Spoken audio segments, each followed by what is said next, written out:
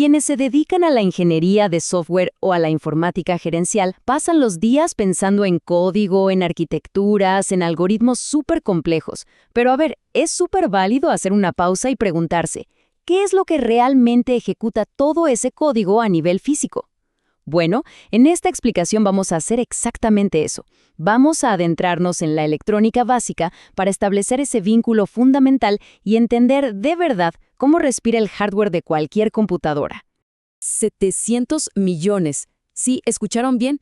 Ese es, como mínimo, el número de componentes diminutos, llamados transistores, que viven dentro de un microprocesador moderno.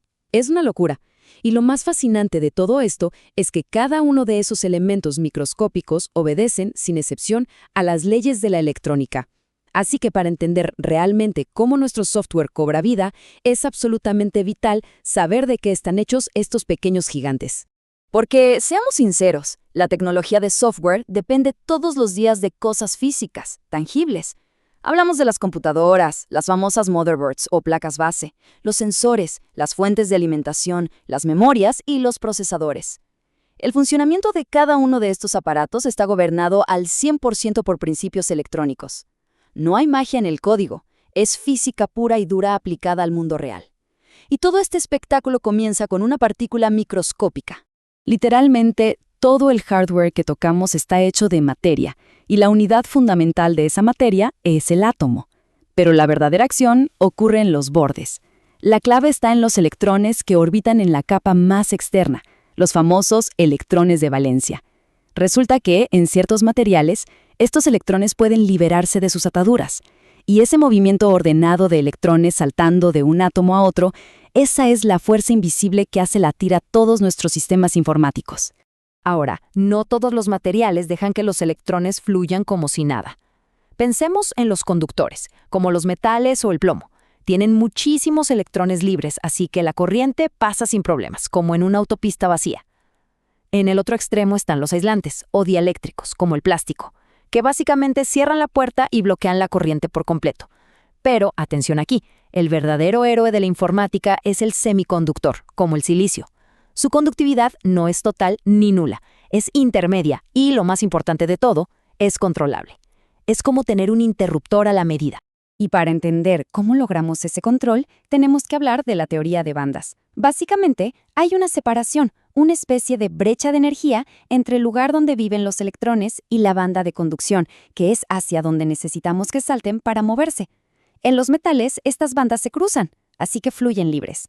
En los aislantes, el salto es imposible, la brecha es enorme. Pero en un semiconductor, la distancia es la justa y necesaria.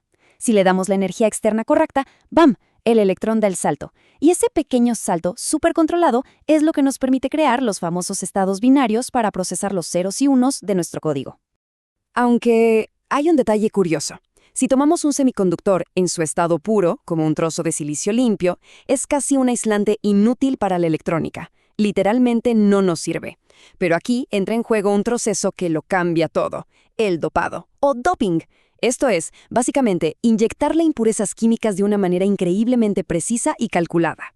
Al hacer este dopaje, las propiedades del silicio cambian por completo y nosotros podemos decidir exactamente cuándo y cómo va a conducir electrones. Esta precisión, este nivel de control absoluto, es literalmente el pilar sobre el que se sostiene toda la era de la información. Es un viaje alucinante que va desde lo más micro hasta lo macro y se resume en 4 pasos fundamentales. Primero, manipulamos el átomo de silicio. Segundo, aplicamos este proceso de dopado para dictar cómo se va a comportar eléctricamente. Tercero, con ese material creamos los transistores bipolares, que funcionan como interruptores digitales ultra rápidos. Y cuarto, integramos millones y millones de esos transistores para construir los procesadores y las memorias de las computadoras que usamos hoy en día. Es como construir ciudades enteras usando bloques atómicos. Y llegados a este punto, tenemos que aclarar un error súper común. Electricidad y electrónica no son la misma cosa. Es fácil confundirlas, pero son mundos distintos. La electricidad, o energía eléctrica, es simplemente la fuerza bruta, el músculo necesario para que un equipo encienda. La electrónica, en cambio, es el cerebro, es el control inteligente. Toma esa señal eléctrica y manipula su tensión e intensidad para procesar información. Dicho de forma sencilla, La electricidad es lo que enciende la computadora, pero la electrónica es lo que permite que procese los datos y ejecute nuestro software. Otro mito gigante es pensar que un material siempre, pero siempre se va a comportar igual. Y el ejemplo perfecto para desmentir esto es el carbono. Ojo a esto.